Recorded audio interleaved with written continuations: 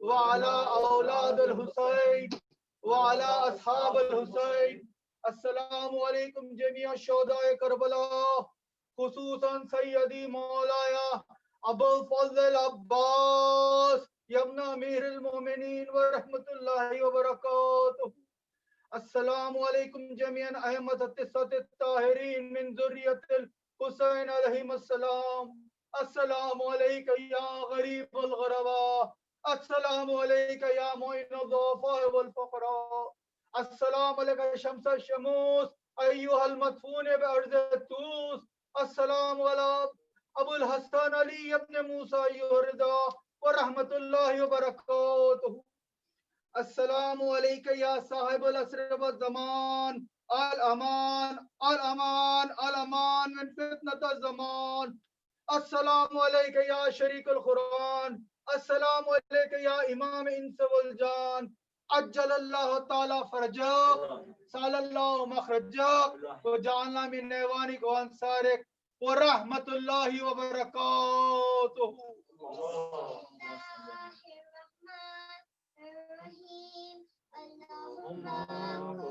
لوليك وجه ابن الحسن صلواتك عليه وعلى آبائه في هذه الساعة وفي كل ساعة وليا وحافظا وقائدا وناصرا ودليلا وعينا حتى تسكنه أرضك وتمتعه فيها طويلا برحمتك يا أرحم الراحمين.